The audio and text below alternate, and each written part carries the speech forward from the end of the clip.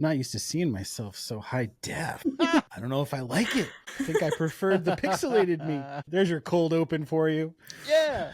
It's been a long getting from there to here.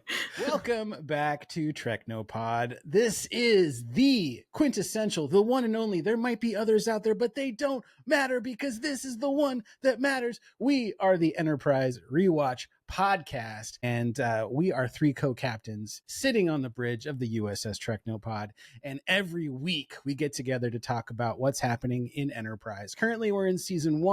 We just watched episode 11, which is called Cold Front, and which is appropriate because the cooler temps are starting to find their way into our lives as it is fall. And I get it. You guys don't live in Florida and you get actual seasons. Right. Yeah, I'm in Washington, so we're definitely seeing plenty of seasons. Captain Vactor is in Arizona. We're all across the country. We are bringing you all the regions of America, and we're doing it with a smile, with Legos, with custom mugs, and yep, there we go. But with that, I want to introduce myself. My name is Captain Shoff. My first name is Jimmy. You can call me Jimmy if you want to, but I prefer to be called Shoff, so please do that. I am in control of the TreknoPod TikTok account, so anything you see coming from TikTok is coming from me, and I love doing that. It's a lot of fun.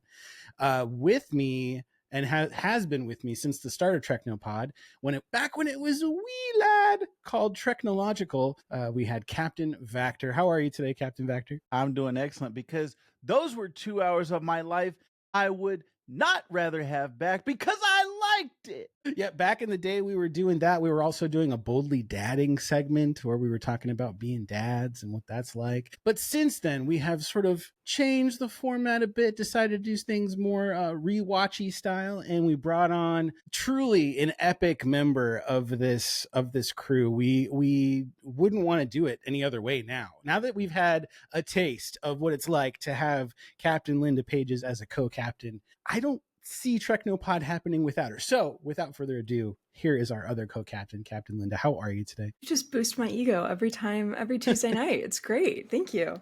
I'm okay. It's midterm week. Yeah. It's midterm week. And then I was supposed to have a midterm. I only have classes Monday, Wednesday, Friday this semester. So I was supposed to have a midterm Monday, midterm Wednesday, and a midterm Friday. But then on Monday, of course, there was the outage.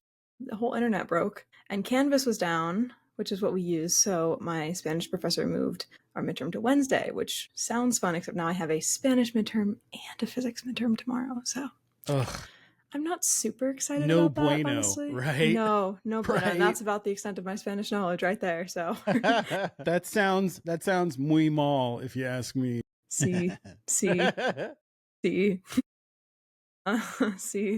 I did write about TreknoPod. We had a writing exam, I guess. We went in, we had to just write, we had enter questions in paragraph form, blah, blah, on Friday. And it's what would you recommend to other people that other people use the internet for? And I was like, I would recommend that they watch the Star Trek podcasts that I'm on.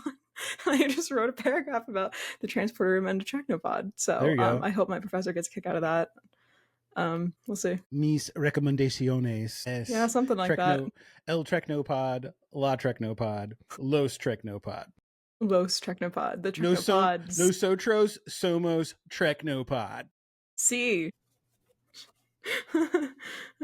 We need closed captioning, I think. The universal translator's not working, folks. Sorry. I was literally thinking about, a universal translator would be so good right now. Where's Hoshi when you need her? Yeah, come for real. On. She would be like, Spanish? Really? You guys are struggling with that one? Okay. I feel like she'd just know all the Earth languages. I feel like she wouldn't really have to, all human languages, I feel like she would just know. Totally. Next up would be Phlox. Phlox knows it all too. Yeah, I believe that. So we're going to talk about the episode Cold Front today. This episode marked the return of the Suliban, a species that we saw in the season premiere and series premiere of the show. We haven't seen much of them since. They've been pretty quiet. And also there hasn't been much of any word of the Temporal Cold War, which was also introduced in that first episode. So this has been a long time coming. I mean, we're now in episode 11. So there's been essentially almost 10 episodes where there was no talk about it, which I thought was a little bit of a long time to go without the series arc that's happening. So I'm glad we're back. I'm glad we're kind of getting back to in touch with what is kind of like what made Enterprise unique in that respect. So excited to see what you guys thought of it. I know I personally really like this episode. I love any episode with Silik, and it's always fun to have an episode about time travel and stuff like that. I love that element in Star Trek. So, but without further ado, let's hear what you guys thought, starting with Captain Linda. I liked it. I'm not always super excited about the time travel stuff. I don't hate, I guess the part of the time travel stuff that I don't like as much as Star Trek is when they don't remember it, because it just feels like a waste of an episode, because now we've had this amazing storyline and then they never talk about it again because they don't remember that it happened, or it didn't happen if they like altered or whatever. But so I like that that's not what's happening so far with this time travel storyline. I like that it's incorporated. Also, he was saying 900 years in the future, and I was thinking, is that when Starfleet Academy is going to be set? Yeah, that's a good question. It's like the 31st century, which you're right, is like the events of Discovery in the future timeline, later seasons. And is there like you said, there? Starfleet Academy. Yeah. Is there a connection to be made, or is it a different timeline? I mean, even if it is a different timeline, it's hard to say. Yeah, you could. I mean, you've seen the whole series, so I don't know. Maybe something happens and wraps that up. But I am curious to see if there's. My lips are sealed. Shoff is from the future. He's got knowledge. He's like Daniels. Agent Shoff. I also I want to bring something up real quick that's been bothering me. Everyone calls Archer John. It's like every alien, every like whatever, they all call him John, and that's weird because I was thinking about it. I think the only alien that consistently calls captains by their first names is Q. Q calls Picard Jean-Luc, and he calls Janeway Katie or Catherine. But I was thinking about it, and I'm trying to remember, it would feel wrong to me if an alien was calling Kirk Jim or Picard Jean-Luc or Janeway Catherine. Like, they call them by their last name. So I think it's weird that Archer, they just keep calling him John. I don't know if that's strange. I don't know if it's just because like it's his personality more, but it just felt weird to me. It's like, it's not just like Q who's doing it on purpose, but like, all the other aliens, like they always call captains by their last name, except for Archer. He's been called John every time. What? I blame Archer for not putting his foot down and demanding some decorum. He's like, hello, you don't call me by my first name. Well, I guess that's reserved for my best friends. None of the other captains had to do that. Yeah. Right. And they would get annoyed with Q, but Q is it's John's thing, and then afterwards they're like, okay, going forward, when you address a Starfleet captain, you dare use their first name. It's like part of like weird. The Prime Directive at this point. And a memo gets passed out to all quadrants. When you talk to the captains, you show some respect. They teach you in the academy. Never call a captain or an admiral by their first name. I believe it. That would be funny. Vactor, what did you think of this episode? I very much enjoyed this one, and I'm higher on time travel stuff, I think, than Linda, because Back to the Future is my favorite movie of all time, and anytime there's some type of time travel elements or storylines, I'm always like, my ears perk up. I'm like, ooh, what's this? Just because I feel like it's that fantasy, like wish fulfillment of, oh, what if you could either A, see into the future and see what's going to happen, or B, go back in time and change something that you didn't like or you wanted to change in your life. So I think that's why time travel stories always appeal to me. And this one, I'm curious what this temporal war is going to be. So it's kind of like very mysterious. I'm very much enjoying the mystery so far. Yeah, I think it's appropriate that Scott Bakula is captain of a show. I thought about that deals with this element because he's so familiar with leaping quantum leap. Was quantum leap time travel? It is. Well, it is and it isn't. I mean, it is because he's leaping into bodies in the past. So it is time travel, but not. It's more like his consciousness is moving, not his entire body. Yeah. So he doesn't play himself for most of the series then? He is this the kind of thing I just have to watch? He physically looks like the person that he has like leaped into, but he maintains his own memories. Right, so it's not Scott Bakula then for most. Only it is him on camera, but when he looks in the mirror, it's another actor. Yeah. Okay. What everyone else sees, is gotcha. Is who he jumped into. For sake of see him, consistency needs. Okay, gotcha. Okay, I understand. It's a great show. If you haven't seen it, that's actually a really interesting way to do that. Yes, which it's played for laughs when it's like all right, he's a woman now. He's a black person now. Like when he changes races or gender, Right. those things and always those are the moments where I think the show kind of shows its age a little bit, because there's one moment in particular. When you said it, I was like, oh no, I don't know. So I don't know what they did, but they did something bad. There's one memeable moment that I won't even say on the podcast that God. he looks in the mirror. You're gonna get me canceled. Yeah, he looks in the mirror. I'll just say this. He looks in the mirror and he sees himself as a boy with Down syndrome. And what he says would not be okay. It would never happen on TV. Oh God, you got me sweating over here. All right, so Enterprise. We find out in this episode that the Enterprise is 4 months, 3 weeks, and 6 days into its mission since leaving essentially space dock and heading out. So did you say 4 months and 6 weeks? 4 months, 3 weeks, and 6 days. I was like, wait, that's something's not right about that. Yeah. Okay, gotcha. I was like, wait. That's like an improper fraction. What are we doing here? I mean, could say it like that. I probably would just say 5 months and 2 weeks, but like. That's like when a baby is 4 years old, but they're still going by months. You're like, come on. All right. Once you hit a year, yeah, you can't do months anymore. Don't make this so complicated, all right? I don't want to have to do math. No, yeah. I don't want to have to do math either, but I unfortunately do. This episode is interesting. I don't have a ton of notes because I kind of just experienced it. Like I didn't really worry so much about writing stuff down, but I thought it was really interesting watching, like, Silik was essentially stopping a cascade like failure that would have essentially blown up the Enterprise. So Silik, who is supposed to be the bad guy, is essentially saving everyone on the Enterprise, including John. And then there's Daniels, who is supposed to be sort of on Archer's side, but is he? He was surprised by what was I don't know. The whole thing was the allegiances were up in the air, and I think that was probably the most fascinating part of the episode. There were a lot of, I wouldn't say the fight choreography was great. I didn't enjoy that, but then again, like, they were in some tight quarters. So it's like, what are you going to do? But also, it's like, that's such a Star Trek thing. Like the fight choreography, we're not watching it for the fight choreography, you know? Like that's no one's watching Star Trek for that. Yeah. I will say Strange New Worlds has some excellent fight choreography. With the like, oh geez, the double she hurt herself. With like the double fit like this, knock it like this is how everyone punches in the Star Trek universe. Yeah, like nobody just goes at it like this. They just like it's shoulder and then up with the chin. Like that's such a classic. Yes. The caveman bash. In the professional wrestling world, this is called a double axe handle. Okay, double axe handle. Yeah, there you go. Or Vulcan nerve pinch, which I've never understood. Like, just do that. Yes. Yeah. Why are we doing everything else? Every that time exists. Teach it in the academy. Everyone should do it. Like, why would we just get up behind him? Just a quick done. Goodbye. Like, we're done.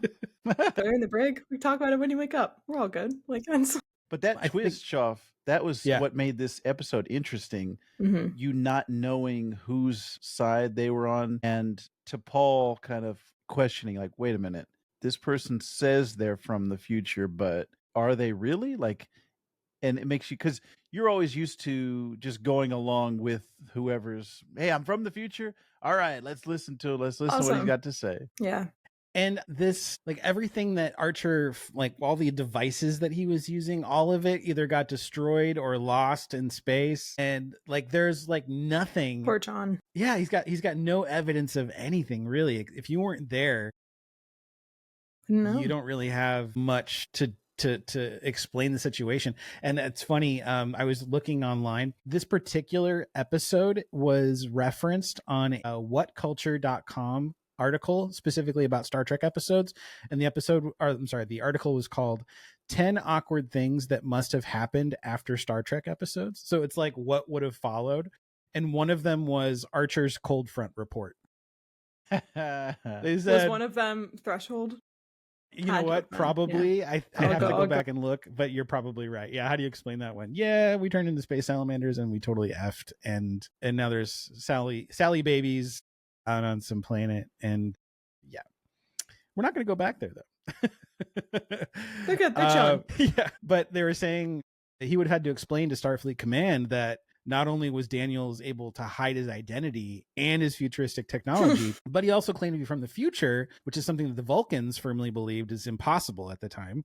And then all of his future tech was destroyed, and Daniels was thought to have been killed. So there's no evidence at all. Yeah. Yeah, so not even like a little bit. That would have been a tough report. Well, and that's the thing too, is like, I feel like if this episode of this plot was happening in like TNG or DS9 or Voyager, it's like people, like time travel is an established thing at that point. Like they teach temporal mechanics at the academy, like they know that it exists, they like whatever. But this is like, this is not a thing yet. So it would be the same as if someone were just like coming up to one of us, like, I'm from the future, and it's like, all right, but did you take your meds today? Like, are you sure? Which I liked that they didn't just accept it because it was sci-fi. It was like, no, this is not part of our universe yet. Internal consistency. I appreciate it. Yeah. I completely agree. I think they didn't really know what to do with a lot of the other cast in this episode. It felt like they were just giving them little tiny moments, but honestly, the moments they had were great. Specifically, it was funny seeing Travis take the captain's chair for the first time. That was really funny. I mean, that was the quickest I've ever seen like Malcolm leave and come back. I mean, whatever he had to do, it took a split second, and Hoshi just basically set Travis up for total failure. Yeah, she did, which was so mean, but it was really funny. We got a really funny moment out of that. So yes. Although I don't know if I would, as soon as I sat down in the chair that I was apprehensive of sitting in, would then start fiddling with buttons on the side of the console. Come on, dude. Don't touch the buttons. I feel like if you're in command on the bridge, like not if you're the captain, but just like if you are the highest ranking officer and you're therefore in command of the bridge at the time, I feel like it's fine to sit in the chair. I think it's not fine to start messing with the chair, no matter what, unless you're like, it's an established shift. Like sometimes Harry Kim would get like the night shift on the bridge in Voyager, then that's fine. Like if you're gonna be there for a whole shift, you can like adjust because you're gonna be there the whole shift. But if you're just sitting there like temporarily just because you happen to be the highest ranking officer on the bridge at the moment, no, you can't start messing with stuff. I'd be pissed if I came back and my captain's chair was all like, it's like when someone drives your car. I mean, it's a little bit different because like you're driving, so like I want you to be able to see. Yeah, if he was messing with the settings, yeah. But it's still annoying when you get back in it. You gotta put it back. But if there's no reason for you to mess with it, then like you know. Yeah. And he was like, "Do you think anyone would mind if I fired a photon torpedo?" That was dumb. Come on. I couldn't tell if he was joking or if he was serious. He looked pretty serious. I was like, is he kidding? Like, that sounds like something you'd say if you were kidding, but he was he was about to it was like shacks and lower decks. I just want to eject the warp core. I think anybody would mind if I ejected the core. Yeah. For funsies, guys. Yeah, you're going to get away with that one. No one's going to find out about that. No, for sure. Yeah. Phlox was another favorite of mine in this episode. Phlox is he's so great. He is great. He's such a hero. He's such a great dude. He's so tolerant. He embraces cultural diversity in a way that none of the other cast or none of their crew does. And he's such a great foil for other people in that regard too. And honestly, Star Trek usually does not go down the spiritual religious route. They kind of circumvent it as much as possible. Deep Space Nine seems to be kind of. That's true. They do. You're right. Tackling it head on. We got a little bit of that. I don't know if Chakotay really counts just because there was so much controversy around that and the way that was handled. Was there controversy around that? Well, apparently the person that they hired to be their consultant for Native American culture was a fraud. So from my understanding, I have not done a super deep dive into this. And so everything was wrong. And therefore that's not really, but yeah, point being that there's still like spirituality of some kind mentioned a lot in Voyager, and then Deep Space Nine, it's an ongoing plot. So I don't know. Sometimes they do. And then they not take on, but they like kind of dive into Greek mythology a lot in the original series. So I don't know. I think they do, that's true. Just in a different way. Maybe not in a modern way. I don't think. And when I say modern Trek, I mean like to like Discovery onwards. Yeah, and let me clarify. I think I mean more like, yes, the show will dive into other cultures demonstrating spirituality, but not necessarily Starfleet. Like members of Starfleet. Yeah, that's fair. Yeah, that's true. That one guy was trying to ascend a religious side in lower decks. Yeah. Man, that was a great episode. Yeah. Wait, what was that one? He was trying to ascend. Like, you have to reach this, like, peak of inner peace, and it takes, like, years. And he had this, like, whole, like, sand circle. And then Tendi came in, she wanted to watch the ascension. She, like, tripped or something, and so she ruined all of it. And then he couldn't ascend. And then he was, like... But then he actually ended up ascending later in the episode. And he was a fraud. But then, like, the koala and... Yeah. That's right. That's when Matthew was like, I really like lower decks. I was like... Oh, my gosh. Yeah. Well, it's interesting. this past season in Strange New Worlds, this is not going to spoil anything, by the way, but there's a moment where Captain Pike, he goes into prayer and he's praying for the safety of someone. And there were so many people online who had such an issue with seeing a Star Trek captain, like basically praying to what would be like a Christian, like the Christian Lord, and saying how not Star Trek that is. And of course, everybody is always trying to find reasons why new Trek is not Star Trek. But seeing evidence here, like there's a part where Archer is even asked if he follows a particular faith, and he just says he tries to keep an open mind. So it's like, I don't think it's so far off that, men and women of science could still also have an understanding that there's could be more to existence than what we can see with our eyes and touch with our hands, So I thought that was really interesting. It is interesting. It is really interesting. And what else do I have? That's all the notes I really have. It was an interesting episode. I definitely feel like it's the first time an episode ended really. Oh shit! What do we do now? Yes. Everyone just kind of like, oh, well, that happens, and now we don't know what to do, which is like unresolved, but not really set up. I mean, kind of set up for a part 2, maybe if they want to, but it didn't seem like that's the direction they were headed in. So just a very interesting way to an episode. I don't know. I kind of liked it. Yeah, it definitely felt like a cliffhanger to me of, hey, there's something in this box or something in this room. What was in the box? I'm going to open it at some point. That's what I definitely felt like they're going to come back to it. But I haven't seen the rest of the season, and I haven't looked at any spoilers. So don't tell us, Shoff. Don't tell us. Do you guys want some trivia? Yes. Yeah. Okay, so this is the first episode to include Matt Winston as Agent Daniels, but what you might not know... He spoiled it! He spoiled it! Spoiled! You promised us you would! Whoops. But moving on, what you might not know about Matt Winston is he is the son of a very famous person, Stan Winston, who is the special effects master behind such films as the Terminator series, Jurassic Park, Aliens, The Thing, Predator, Inspector Gadget, Iron Man, Edward Scissorhands. Never seen any of those. What? Except Jurassic Park. I was going to say, you never seen Jurassic Park? I must have seen at least like the first couple Jurassic Parks. I know I've seen them. The first one is the only one that you need. He designed the makeup for Batman Returns related to Danny DeVito's. I have so many questions about that sentence. I think I'm just going to choose to. Let's see, what else did he worked on? Jurassic World. He worked on Velocicoaster is great. Wait, you said you never seen Iron Man? I told you I've never seen any. The only Marvel or DC movies I've seen are Wonder Woman and the Tom Holland Spider-Man and Black Widow. I know. I'm sorry. Does your boyfriend like Marvel movies? I don't know. Like, if he's seen them, he's not like super into it. Like, he's seen like all the Star Wars, but he hasn't like watched them in order. Like, he's seen them in like bits and pieces. So the Star Wars is our first priority. Maybe we'll go back and do once we've done all the anime and Star Trek and Star Wars and Princess Bride, since that's what we're gonna do for Halloween, and he's never seen it. That's what you're doing. Yes, that's one of our costumes. We're gonna do Wesley and Buttercup for Princess Bride. Love it. That's my favorite movie. But yeah, once we get through all that, maybe we'll tackle Marvel together. Yeah. I've never seen Princess Bride. Just putting that. Since we're having moments of like recognizing stuff that everyone's seen that you haven't seen. That is my favorite movie. That is the ultimate comfort movie. You must watch. Okay. It's so good. Maybe I will. Watch it tonight, Shoff. Watch it tonight. Vactor, what's a movie that everyone would expect that you had seen that you haven't seen? Me? Yeah. I can't think of any. I've seen every movie ever made, Shoff, so I can't say a single movie. He's like, I checked. I've seen every single one. I've pretty much watched all of the like most popular films, I guess. I made it a point to go back and watch ones that I hadn't seen. So off the top of my head, I can't think of any. Right. Very well. But when you said Winston, that was the only last name I could think of was Stan Winston. I was like, I can't think of any other famous Winston. I was trying to figure out, I feel like I should know this, and then it makes sense because I've never seen any of his work. So. Well, he did create the Wookiee costumes for the 1978 Star Wars Holiday Special.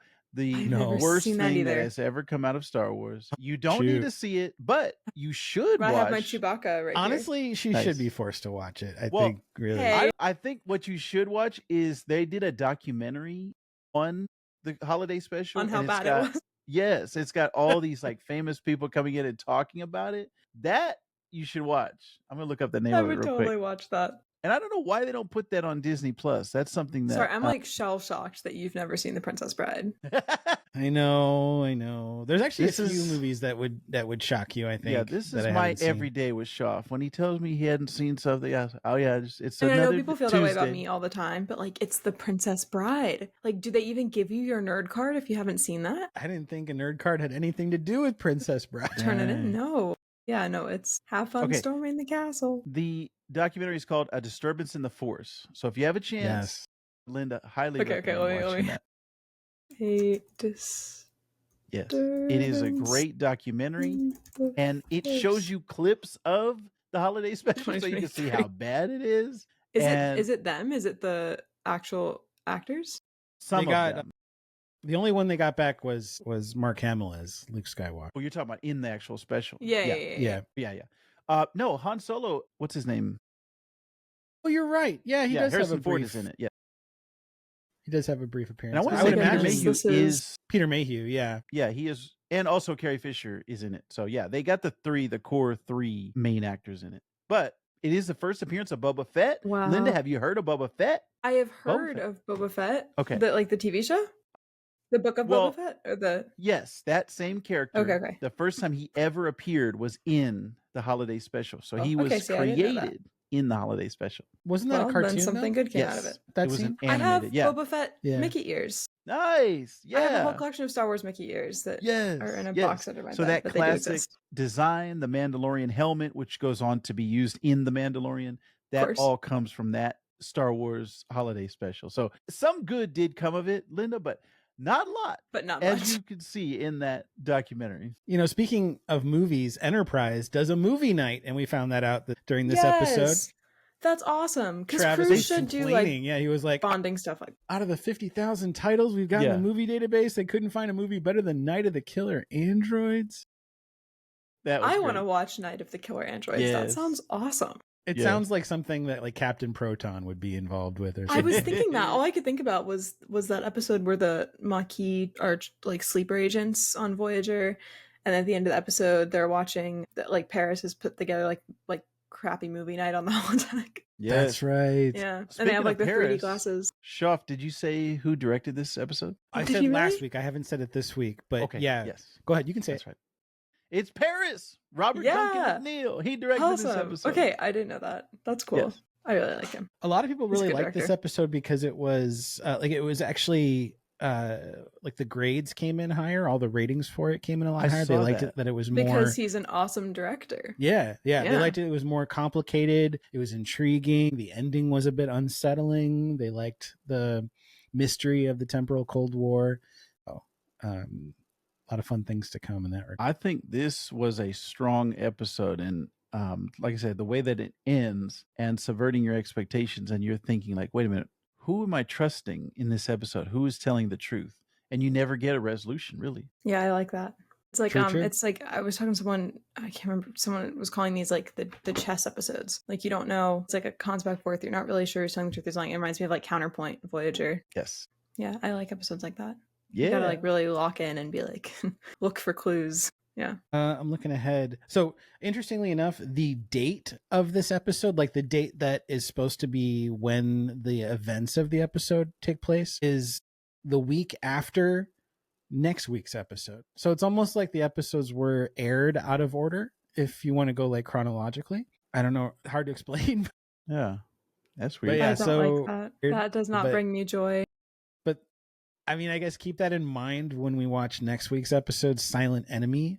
Episode So it's supposed to 12. take place before this one, Cold Yeah, Front. Silent Enemy is supposed to take place the week before Cold Front. Don't know why they would do that. I don't remember this. Like, I don't know anything about Silent Enemy like enough to remember like the. Is what it like a went down. flashback? Like, do they start and then like go back and come back? I don't know. I know that both of these episodes take Why would you place in air what it would out of be order? September 2151, but they're just like a week apart in terms of that. Okay, whatever. Don't know why you but would anyways, do that. that's all I got for my notes in relation to this episode. It was a strong one. I'm excited to see where it goes. I know bits and pieces, but I will say that it's been so long that the Temporal Cold War is a bit fuzzy to me. So there's a lot that I'm still almost as if I'm learning for the first time. That's how I feel with the Voyager rewatch that I'm doing. Yeah. There's so much I'm watching. I'm like, did I see this? I don't remember this at all. But then again, the last time I watched some of these episodes were when they first aired, and therefore it's been quite some 20 time. years. Yeah, I was messaging Linda last night. And I was like, God, what's going on with this? This is crazy. And she was like, I know, I told you. I know, because we were talking about the Demon Planet episode, and then he was like, well, we don't have a resolution to this. And I was like, just wait. Text me when you get to it. Yeah. I know something you don't.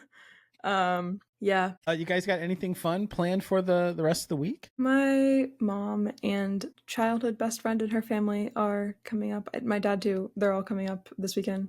So it's really fun. Nice. My childhood best friend who saved me from passing out in front of Kate Mulgrew. So, if we weren't bonded for life. There you go. Before, we are now. Yeah. So that's exciting. I got to order my Halloween costumes, and midterms will be over on Friday. Yeah. Yeah. Now, do you get like a fall break? I already had my fall break. It was last weekend. Yeah, not this past weekend, but the weekend before. Also, both of you have chocolate peanut butter pies that are frozen, and they're waiting. Parents are waiting. I think they were supposed to come in today or tomorrow, but they were waiting for like a special kind of like box to ship them in that's supposed to keep them frozen. And that's amazing. I was wondering how she was going to transport those. Yeah, so were we. So this is an exciting development. Wow. Thank you. Yeah. Thank you. I will put you all in touch so that she can give you updates. Yes. Fantastic. Thank you Straight so, from the Admiral so herself. Yeah. Yay. Yeah. Captain Vactor, anything happening this week for you? Any exciting? Yes.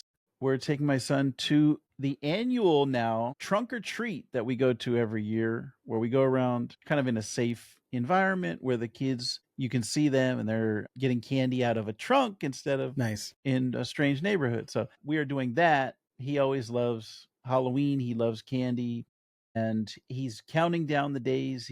He tells me every single day, Daddy, I excited about Halloween. I'm very excited about Halloween. He says it every day. Aww. So yes. Hey, Halloween is awesome.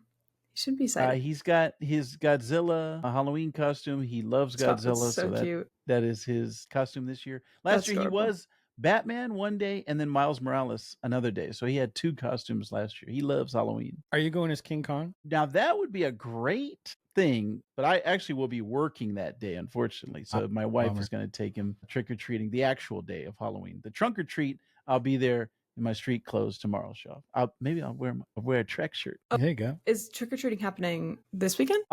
We're doing the trunk or treat tomorrow, and then we're doing the actual Halloween on Halloween. Yes. What is Halloween a Friday this year? Yes. Okay. Yeah. I feel like trunk or treat was not a thing when we were kids. I had never heard of it until my wife said, "Hey, we're taking them to." I had a little cousin who used to have that at her school. Like as a child, they used to do a little trick or treat. So it's smart. It's cool. I like it. Yeah, it is. It's really cute. I'm really excited for Halloween. Since there's a lot of families. Sometimes you're not living in an area where there's a lot of homes that participate, or in like Halloween, or there's sketch neighborhoods you don't feel comfortable, or it's like an apartment complex or something where that's kind of weird, So yeah, totally. Yeah, I'm excited for Halloween weekend. And then after Halloween, it's only 11 days until I turn 21. Oh, yes. That's exciting. Oh my gosh. Yes. And that's when you start imbibing the Romulan ale and Saurian brandy. That's right. Chateau Picard. I have, that is the first thing I'm going to do when I turn 21 is try all of the Star Trek alcohols. I'm so excited. I can't wait.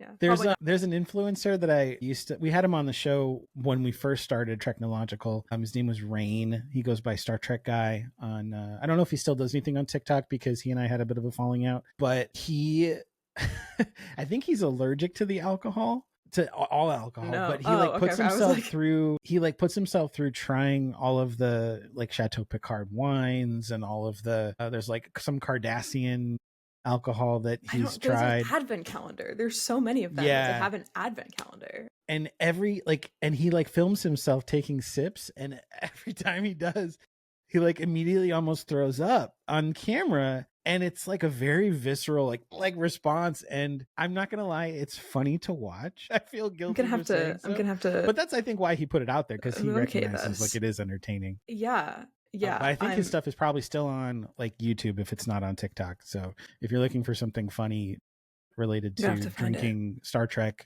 alcoholic beverages, I'm just excited and not to doing try it. not having a good time. I mean, I'm not gonna try them all on the same night. Then check out Star Trek Guy. But yeah, I'm just excited. I feel like it's just easier when you're 21. Not like there's a bunch of other things aside from drinking too. It just makes life easier. It's like you're officially a real adult. You can't rent a car. You can do everything else. I wish Star Trek The Experience was still a thing in Vegas. I do because too. Then like you could drink at Quark's bar. They had some really cool alcoholic beverages that were like warp. I think one was called like a warp core, and it was like bubbling over, and it was like a crazy drink. So cool. Yeah, it was such a cool thing to go to. For Vegas. My boyfriend, my parents, and my grandfather, we're all going. I'm going too. Family vacation. Yay, I'm so excited. I'm gonna hopefully get myself adopted by your family while I'm there. That way I'm not just some lonesome dude by myself. You're more than welcome to hang out with us. My parents, we all have general admission tickets. I feel like my parents and grandfather will be there. Like they'll go. They're not going to be there all day, every day though. They'll probably pop in, and I will probably be there most of the day, every day. So I'm very, very excited. Yeah, we've been talking to my other like Trek Talk girly friends, and really excited. We're going to get to meet up in person. That's fun. Yes. I was talking to someone who was calling STLV. They said it feels like a family reunion. And I was like, that's so cute. And I'm so excited now. Right? Yeah, so like sweet. I've been to conventions before, but never strictly Star Trek. And I think that's going to be just such a cool and different vibe to be like that. Everyone at this convention is all there for the same niche in that regard. And I just think that's going to be so fun. Yeah, my only Star Trek specific convention was Star Trek Orlando, and it was a really small. I mean, it was a lot of fun. It was a really small convention, and I'm used to the only convention I'd been to prior to that was SuperCon, which is much larger. I'd been to that for a few years, but yeah, so I'm excited. I'm just really excited. Prepared for the fact that it's going to be a little bit overwhelming, but I'm really excited nonetheless. Nice. Yeah. 21 in Vegas. Yeah, that you can't get.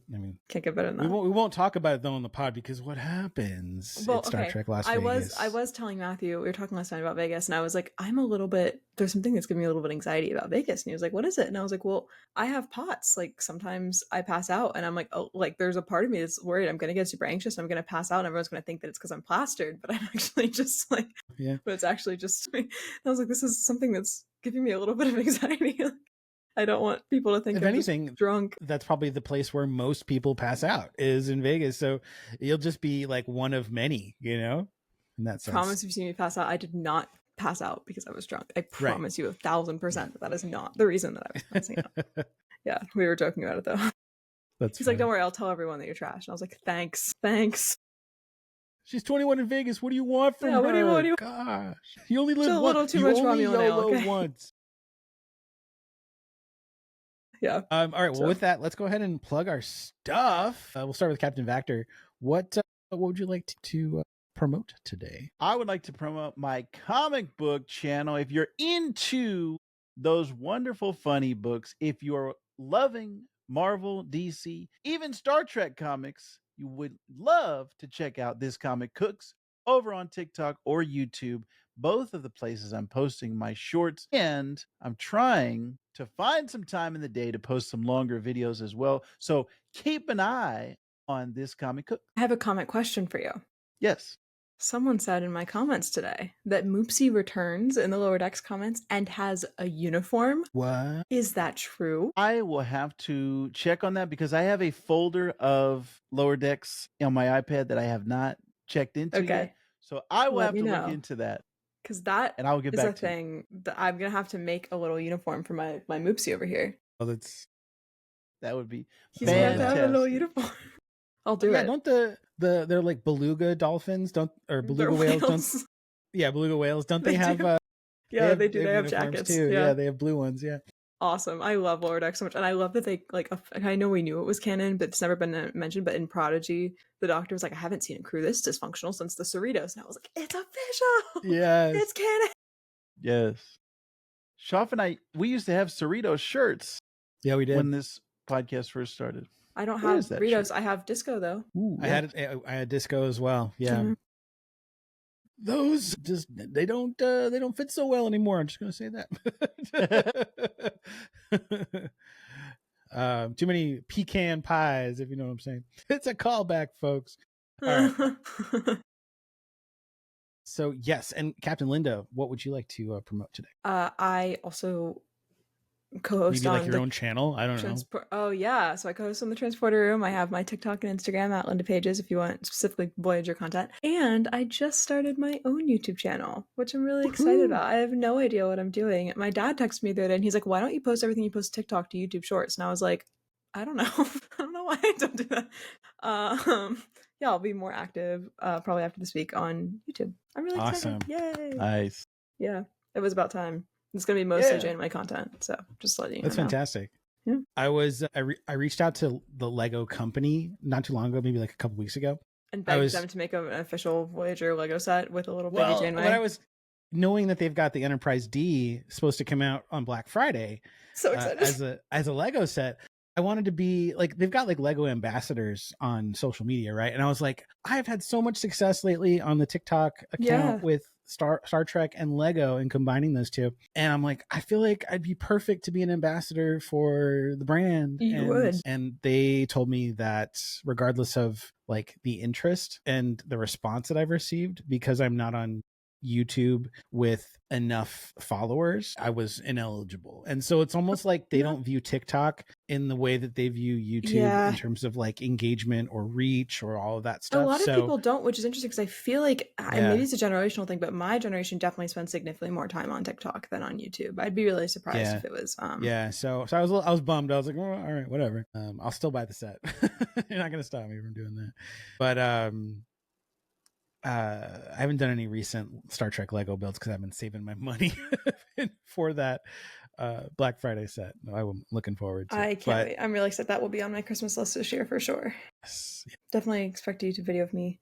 Well, I guess not. If I'm not an ambassador, then they don't get free promotion. Right. Yeah. I guess they'd have to make me an ambassador for me to YouTube document my experience building my I think it's going to be such a huge success for them. Yeah, it's going to be such a huge success for them, though, that they're not going to be able to deny the idea of doing more starships. It's just it's going to become a thing. If there was a Voyager one, I mean, look, all the little Voyager characters, it would have to come with a salamander, though. Or a Tuvix. Can you imagine if it came with a Tuvix? Oh my god, I'd leave him on a bio bed in sickbay with Janeway with the hypospray in her hand. It would be 24/7. I would get to replay my favorite scene over and over again. Oh my gosh. In Lego form. I love it. That's fantastic. Yeah, that would be great. As far as for myself, what I would promote is, of course, our TikTok account, TreknoPod. I wanted to share a real quick story. So I don't do a lot of stuff on ChatGPT, but my buddy, Captain Vactor, does. And whenever I need something ChatGPT related, I always tag him in and ask for his assistance. And he's been sending me a lot of really great, like Sora, which is... Can you describe Sora real quick, Captain Vactor? Sora is a TikTok competitor, and it's made by ChatGPT, the company behind ChatGPT, OpenAI. Okay. Interesting. Yeah. So he's been making a lot of really fun videos featuring himself or people who have granted their likeness and permitted like their likeness to be shown, and puts them in fun scenarios and whatnot. And I had this really great idea for a TikTok video of guys being chased, and they're as if they were ships at warp speed. And I was like, I just need a warp speed effect, but I need it from a side profile. So I need like the stars going across the screen, left to right.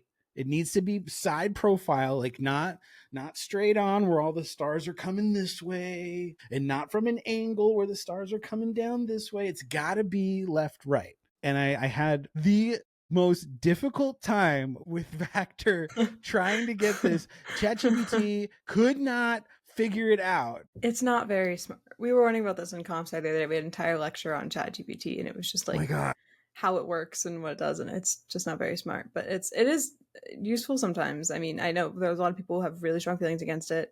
I feel like I'm kind of in the middle on that. I feel like it does have uses. I know for like my professors have told us like we should be using it to help study or to help understand the material better. The best thing that one of my professors has told me was take like copy and paste information. Don't just ask it. You have to give it the information first. So like screenshot your textbook, copy and paste, whatever, give it the PowerPoint, and then say like, hey, explain this to me in terms of Star Trek Voyager. Best study method I've ever seen in my life.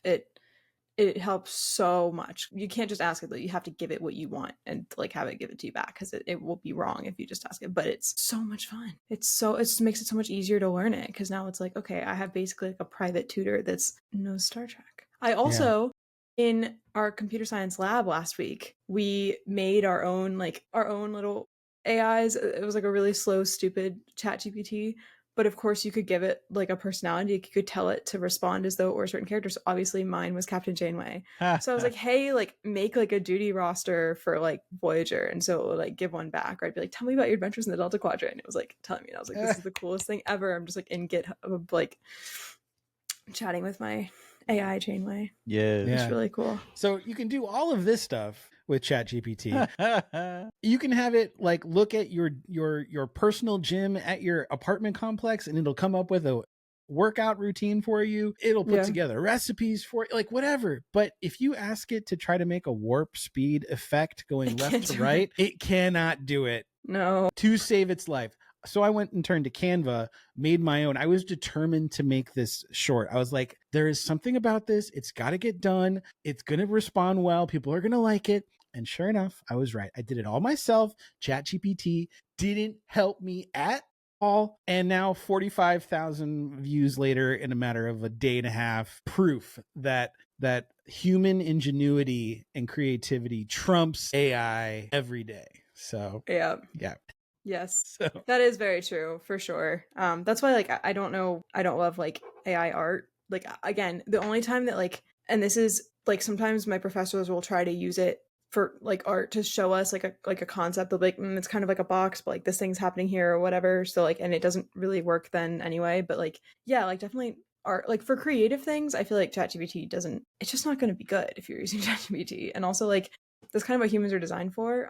But I think it could definitely be a tool, right? Like I don't, for certain things. And I say that as someone going into a field that ChatGPT is not really like, I'm not gonna say not a threat to, but like definitely not a threat to in the same way, or not as much of a threat as it is just like some of the creative fields or like to writing. But not that I think AI could replace in quality what humans do, but I know that there are companies that are doing that. But like AI just, it's, I don't know. I'm in the middle, and I think it's really cool in a lot of ways. And I also think like there's a place for it, and there are places that it shouldn't be. Like I don't want to hear an AI song. You know what I mean? Like I want musicians to make music. Then I won't sing what I had prepared.